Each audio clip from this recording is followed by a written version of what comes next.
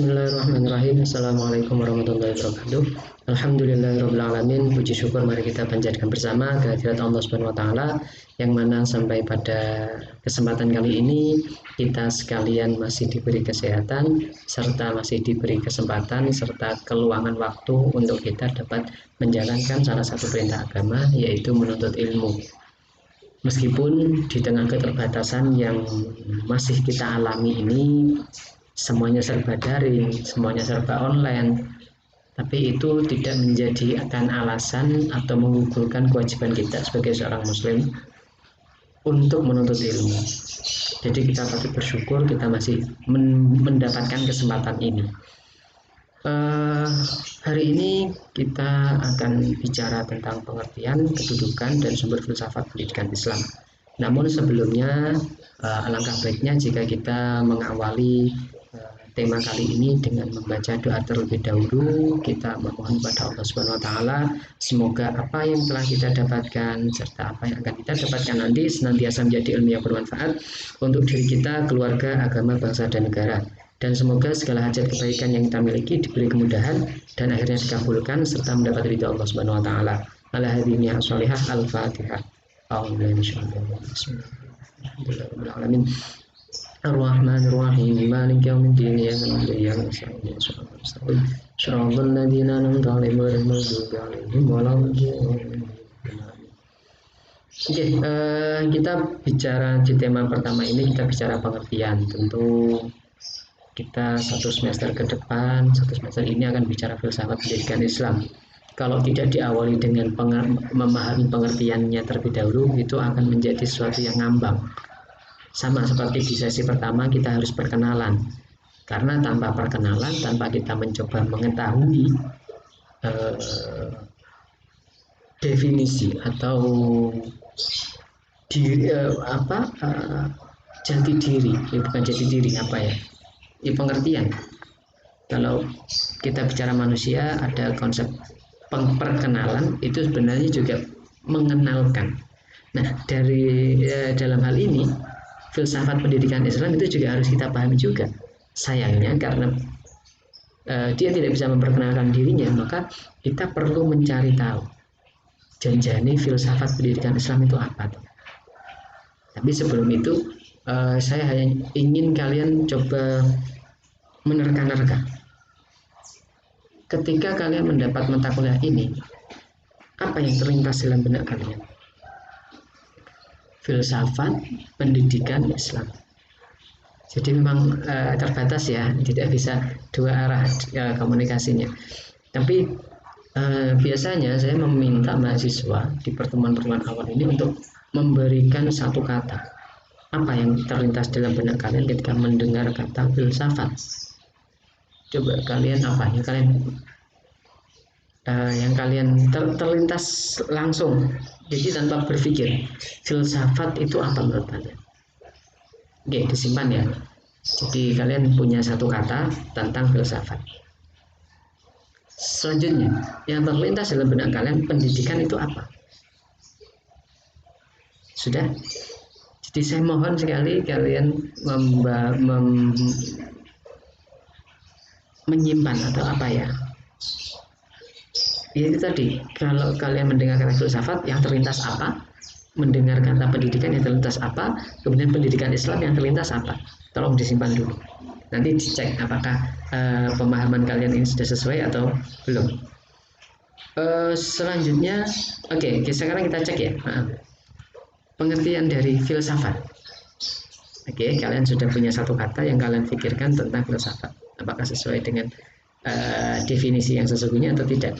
Nah, di slide yang ini kita akan berbicara tentang filsafat terlebih dahulu, khususnya untuk yang dari segi bahasa. Jadi dalam keilmuan itu pasti ada istilah definisi bahasa dan definisi istilah. Memang biasanya yang dipakai itu yang istilah. Apa saja, keilmuan apa saja. Itu pasti, misal fikih secara bahasa adalah, fikih secara istilah adalah, matematika secara bahasa adalah, matematika secara istilah adalah. Filsafat secara istilah itu adalah cinta kebijaksanaan. Tapi yang menarik adalah harus kita pahami, kata filsafat itu sendiri itu berasal dari bahasa Arab, di mana bahasa Arab ini mengadopsi dari bahasa Yunani.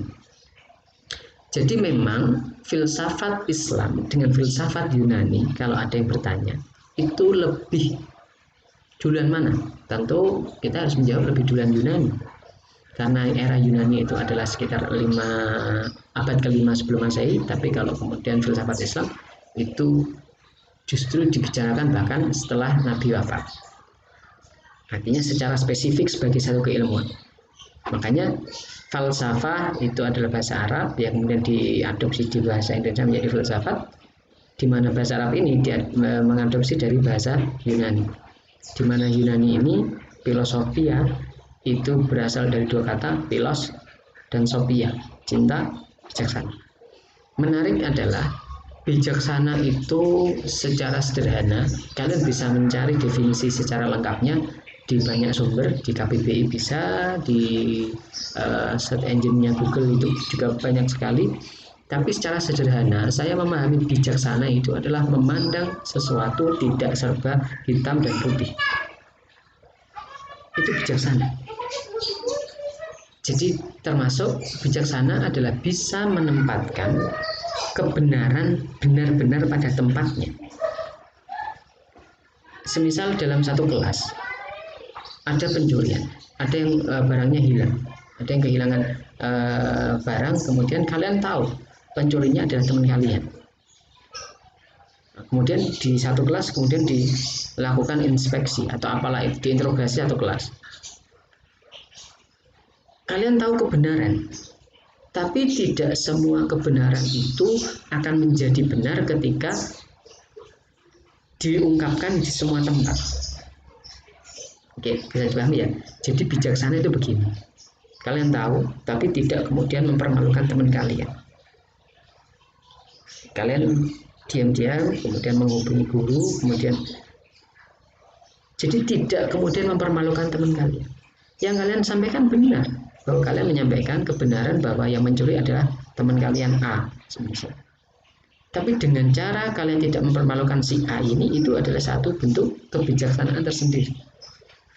Jadi sama-sama mengungkapkan siapa pelakunya, tapi yang ketika kalian mengungkapkannya secara tidak terang-terangan, itu berarti kalian bisa dikatakan bijaksana. Tapi kalau kemudian mempermalukan di depan umum, nah itu. Jadi bijaksana itu bisa menempatkan pada tempatnya dan tidak memandang segala sesuatu serba hitam dan putih. Nah, kebijaksanaan dimaksud diperoleh dari suatu pemikiran yang mendalam. Jadi itu ya, dari segi bahasa. Apakah yang kalian pikirkan ada yang sesuai? Ya semoga saja ada. Jadi bijaksana. Filsafat itu apa? Pokoknya senang kebijaksanaan. Nah, dari definisi istilah, tidak ada definisi istilah yang baku tentang filsafat. Sekali lagi jangan disalahpahami. Yang tidak ada itu ada definisi yang baku. Tapi bukan berarti filsafat tidak terdefinisikan. Filsafat terdefinisikan, hanya saja tidak ada definisi baku tentang apa itu filsafat secara istilah. Karena ada beberapa tokoh yang mencoba untuk memberi definisi filsafat.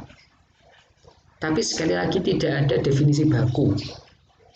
Definisi baku itu semisal begini. Al-Quran adalah firman Allah yang diturunkan kepada Nabi Muhammad melalui malaikat Jibril, yang diriwayatkan secara mutawatir, dan membacanya adalah ibadah. Nah itu definisi baku.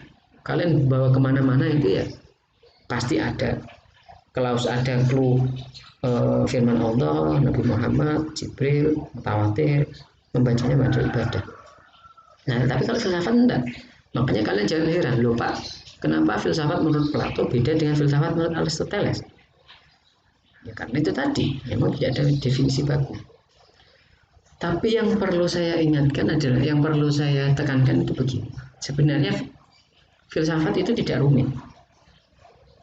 Mungkin, nah ini biasanya banyak mahasiswa yang mengatakan ketika saya minta apa kesan kalian yang kalian tangkap ketika mendengar kata filsafat, itu salah satu yang mengatakan rumit, susah, membingungkan.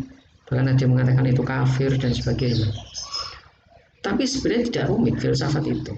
Saya punya definisi yang sangat sederhana. Jadi kalau ada yang bertanya apa itu filsafat, kalian jawab saja, filsafat itu adalah kekepoan yang tinggi. Kepo, rasa kepo itu adalah cikal bakal dari filsafat. Jadi kalau kalian tanya, Pak, filsafat menurut Bapak apa? Filsafat adalah satu kekepoan yang akut. Karena filsafat itu cirinya ini kritis, sistematis, logis, kontemplatif, radikal, spekulatif. Jadi filsafat itu berpikir secara mendalam. Di mana berpikir secara mendalam itu ada di awal dari kekepoan yang tinggi. Saya ambil contoh. Kalian tentu tidak asing dengan Isaac Newton, penemu teori gravitasi. Coba kalian bayangkan, sebelum ada Isaac Newton itu kira-kira ada tidak apel jatuh? Ada. Tapi kenapa baru Isaac Newton yang kemudian mengeluarkan teori gravitasi? Karena Isaac Newton kepo terhadap apel jatuh. Jadi kekepoan itu ditindaklanjuti terus. Itu adalah filsafat. Jadi kalau ada teman kalian yang kepo, kemudian dia kekepoan itu ditindaklanjuti, itu sedang berpikir filsafat. Jadi jangan remehkan orang yang kepo, tapi tentu kepo yang kemudian tidak kepo kehidupan orang ya, jadi mengepoin apa saja. Karena kepo ini adalah cikal bakal dari filsafat. Kalian bisa cek di banyak definisi itu selalu ada sinyal bahwa filsafat adalah mencari secara mendalam. Mencari mendalam itu dengan cara kepo tadi. Jadi filsafat itu bertanya, mendapat jawaban itu ditanyakan lagi. Ada jawaban, tanyakan lagi. Jadi saya pernah menjadi mahasiswa. Memang tidak semua materi yang saya terima dulu ketika kuliah itu saya ingat semua. Termasuk saya tidak pesimis terhadap kalian, tidak skeptis. Tapi kalaupun pada akhirnya materi yang banyak tadi tidak bisa diingat semua, tapi saya harap kalian ingat bahwa filsafat adalah kepo. Filsafat adalah kekepoan yang sangat akut, yang kemudian mencari jawaban, di mana ketika jawaban itu sudah diperoleh, dia tanyakan lagi, mendapat jawaban, ditanyakan lagi. Itulah yang menjadikan tokoh seperti Isaac Newton kemudian menjadi terkenal, kemudian dengan penemuan-penemuannya yang hebat. Karena apa? Kekepoan yang tinggi.